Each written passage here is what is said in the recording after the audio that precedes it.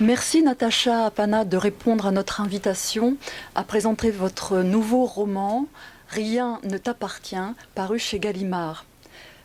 Tout votre talent avec ce nouveau roman, Natacha Apana, est de brouiller les pistes, et votre art est de faire vivre au lecteur la violence, la détresse, la culpabilité, la confusion, à hauteur de votre personnage, qu'il soit une femme mûre ou une enfant. Tout ça dans une écriture douce, sensuelle et poétique.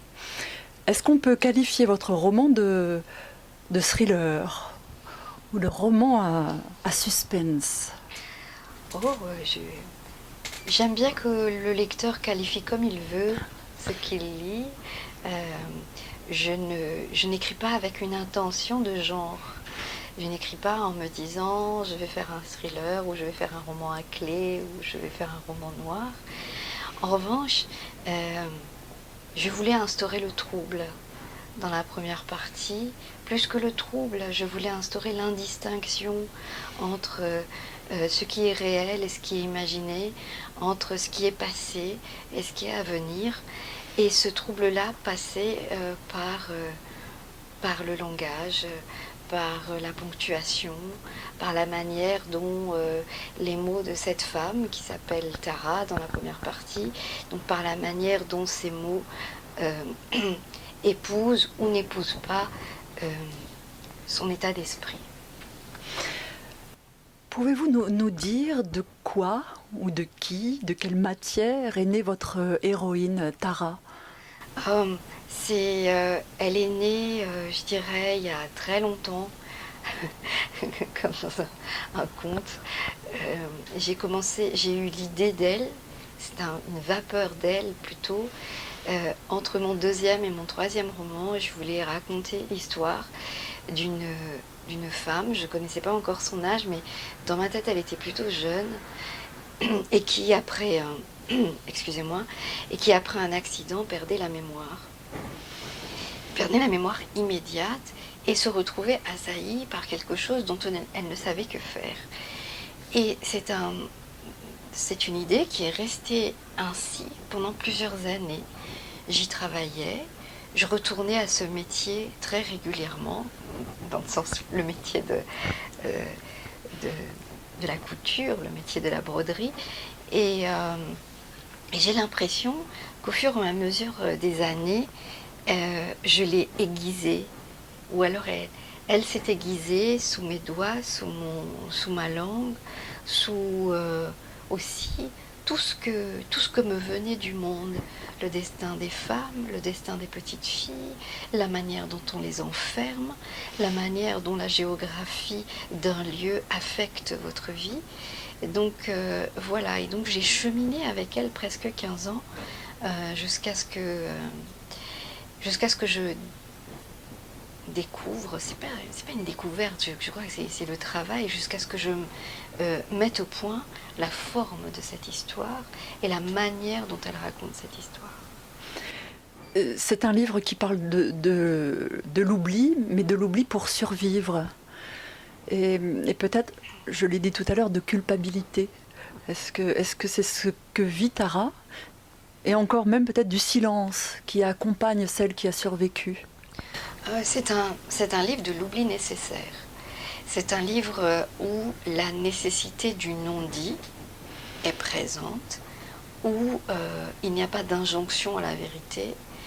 Alors, bien sûr, elle est coupable, mais sa culpabilité n'est rien face à son envie de survivre, à son envie d'exister ici et maintenant, et d'exister comme elle l'a choisi. Votre personnage lutte entre se souvenir et ne pas laisser remonter les souvenirs. Et je me suis dit que ça, c'était l'eau aussi qui racontait ça. L'eau est présente tout au long du roman. Et que c'est un personnage aussi, l'eau, dans votre livre. Oui, absolument. J'aime beaucoup, je ne sais pas, peut-être c'est un tic littéraire que j'aime beaucoup avoir un élément, je dirais, qui ne soit pas un personnage de chair et d'os dans mes romans, que ce soit une nature particulière, une géographie particulière, une matière particulière, le grain d'une lumière. Et dans ce livre-là, c'était l'eau, mais l'eau sous toutes ses formes. Parce qu'au début, il y a une moiteur, il y a une humidité, il y a le sentiment de glisser, il y a le sentiment que l'eau est arrivée, mais qu'elle est repartie en laissant des choses derrière elle. Vous savez, comme quand il y a des grandes marées, les vagues ramènent toujours des choses qui ont été enfuies depuis longtemps. Et c'est cette moiteur mêlée à la noirceur de la première partie qui m'a beaucoup accompagnée au cours de l'écriture de ce texte. Et alors, est-ce qu'on peut parler du personnage de Vijayana Vijaya. Pardon. Sans tout raconter de Vijaya. Oui, bien sûr, je crois qu'on peut dire que la femme qu'on rencontre au début s'appelle Tara, et au fur et à mesure qu'on l'accompagne, on se rend compte que tout ce qu'elle ne veut pas voir, tout ce qu'elle craint, tout ce qu'elle craint tout simplement, est en réalité ce qu'elle a enfui ou ce qu'elle a mis de côté. Et la première partie, j'aime à dire que c'est la nuit de Tara, parce que ça commence au crépuscule, une sorte de clair-obscur, de noirceur. Et la deuxième partie, c'est ce qu'elle a été. Ce qu'elle a été enfant, ce qu'elle a été adolescente, et ce qu'elle a été jeune fille. Donc elle s'appelait Vijaya, et elle raconte ses parents, elle raconte sa maison, elle raconte aussi les grands drames qui jalonnent sa vie. Il y a beaucoup de sensualité dans votre livre. Est-ce que pour vous, y mettre de la sensualité vous a servi à écrire la violence? D'abord et avant tout, il y a quand moi j'écris, il y a plusieurs choses qui sont nécessaires. Quelle est l'histoire? Qui raconte l'histoire? Pourquoi elle raconte cette histoire à ce moment-là?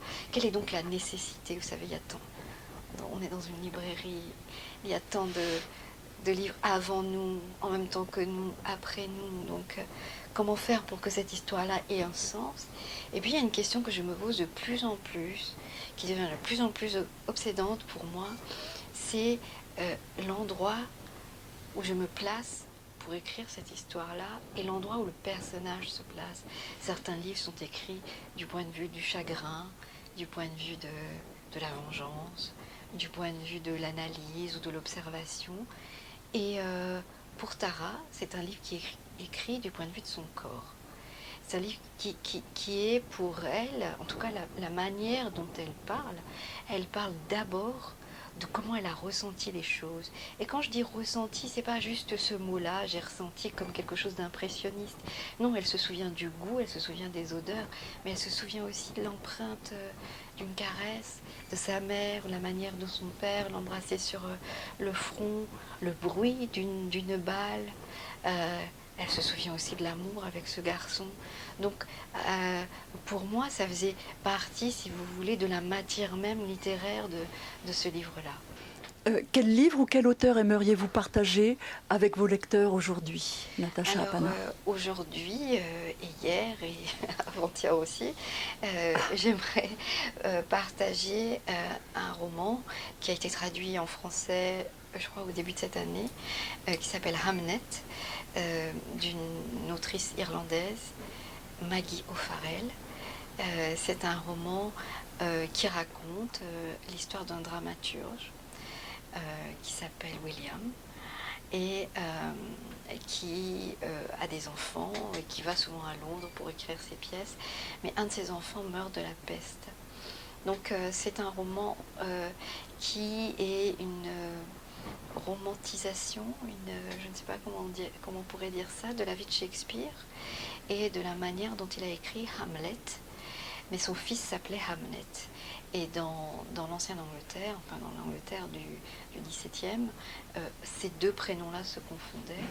C'est un roman, moi, qui m'a beaucoup impressionnée par son ampleur, par son souffle. Et ça aurait pu être juste, Ça aurait pu être un roman historique, ça aurait pu être un roman, un exercice de roman, mais elle en a fait un roman qui brasse pourquoi on écrit, comment on écrit, euh, comment la vie, la vraie, la maladie, la mort, la douleur entrent dans nos imaginaires. Merci beaucoup, Natacha Pana.